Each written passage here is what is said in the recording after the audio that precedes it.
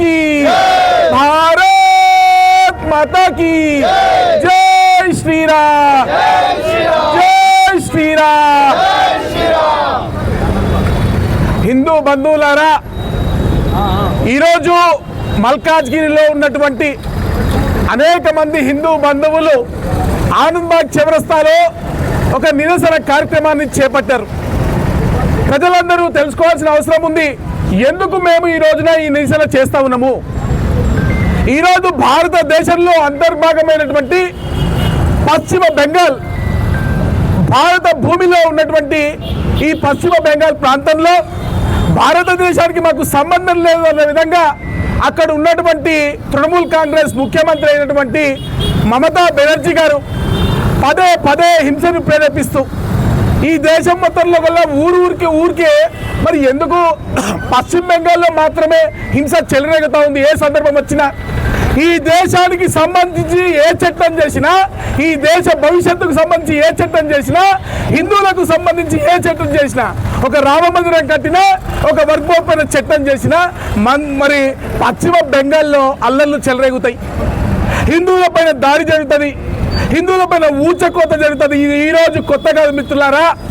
ఈ తృణమూల్ కాంగ్రెస్ వాళ్ళ తల్లి కాంగ్రెస్ అయినటువంటి అసలు కాంగ్రెస్ ఆనాడు కాశ్మీర్ నుంచి మొదలు పెట్టుకుంటే, కాశ్మీరీ పండితుల ఊచకోత మొదలు పెట్టుకుంటే అనేక సార్లు అనేక చోట్ల, అది బెంగాల్లో కానివ్వండి, ద్రవిడంలో కానివ్వండి, భారత భూభాగంలో మీద నుంచి కింది వరకు ఊచకోత నడుస్తూనే ఉంది. హిందువుల పైన దాడులు అగాత్యాలు జరుగుతూనే ఉన్నాయి.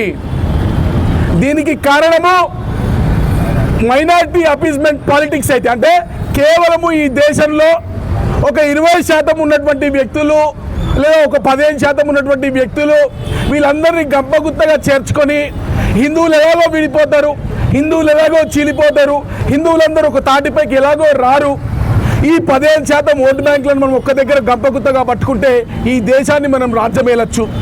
మరి డబ్బులు కావాలి కదా, ఈ రాజకీయం చేయాలంటే వీళ్ళకు డబ్బులు అందించేదంతా కూడా విదేశీ మూకలు మిత్రులారా. ఒక్కసారి హిందూ బంధువులందరికీ నేను ఒక్కసారి చెప్తున్నా, మీరు గూగుల్లో పోండి, ఇంటర్నెట్లో వెతకండి.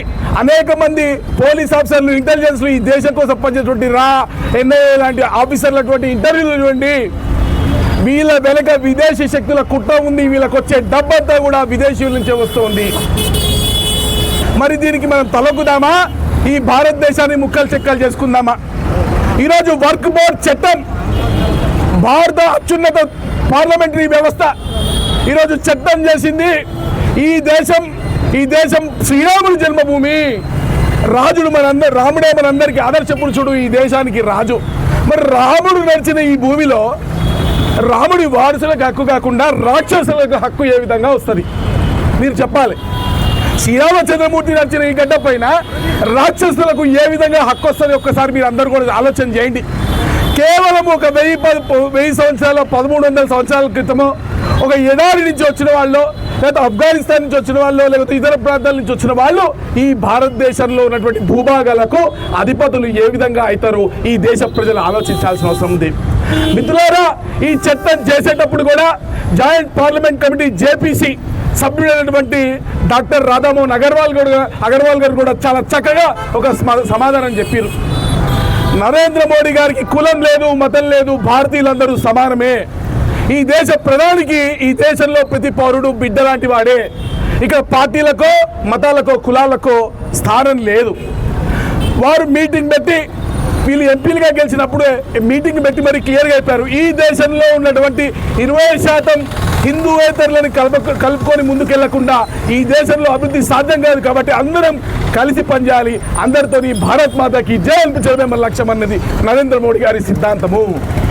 అందుకే కులమతాలకు అతీతంగా ముస్లిం మహిళల రక్షణ కానివ్వండి, ఈరోజు వర్క్ బోర్డ్ పేరుతోటి కోట్లాది రూపాయలు, వేల కోట్ల, లక్షల కోట్ల రూపాయల ఆదాయం వస్తున్నా ఈ ఆస్తులన్నీ కూడా కేవలం ఒక మతంలో సంబంధించిన ఒక శాతం కింద తక్కువ ఉన్నటువంటి బడాబాబుల చేతుల్లో, ఓవైసీ లాంటి వాళ్ళ చేతుల్లోకి వెళ్ళిపోతా ఉన్నాయి. ఈ వర్క్ బోర్డ్ సంబంధించినటువంటి వచ్చిన మడిగలు ఉంటాయి కదా, షాప్ రెంట్లు, ఈ డబ్బులన్నీ కూడా మరి మైనార్టీల చేతుల్లో ఎందుకు పోవట్లేదు? మరి వర్క్ బోర్డుతో ఏ మైనార్టీ కాలేజ్ అయినా కట్టిర్రా, ఏ మానైటికైనా హాస్పిటల్ కట్టి మరి వాళ్ళకి ఉచితంగా ట్రీట్మెంట్ చేసిర్రా? లేకపోతే ఒక ముస్లిం అథ్లెట్ ఎవరైనా ఉంటే వాళ్ళకి ప్రోత్సాహకాలు ఏమైనా ఇచ్చిర్రా? లేకపోతే ముస్లిం మహిళలపై రక్షణార్థం ₹1 ఖర్చు పెట్టిర్రా? ఇదే భాగ్యనగర్ నుంచి ముస్లిం మహిళలు ముస్లిం అమ్మాయి బాలికల అపహరణ జరిగి విదేశాలకు ఎగుమతులు చేస్తూ ఉంటే, దుబాయ్ షేక్లు అమ్మేస్తూ ఉంటే మరి వాళ్ళ రక్షణార్థం ₹1 ఈ వర్క్ బోర్డులోంచి వినియోగించారా అని మీరు అర్థం చేసుకోవాలా? అంటే ఈ వర్క్ బోర్డు ఉన్నది పేద ముస్లింల కోసమా, పెద్ద ముస్లింల కోసం మేము అర్థం చేసుకోవాలా?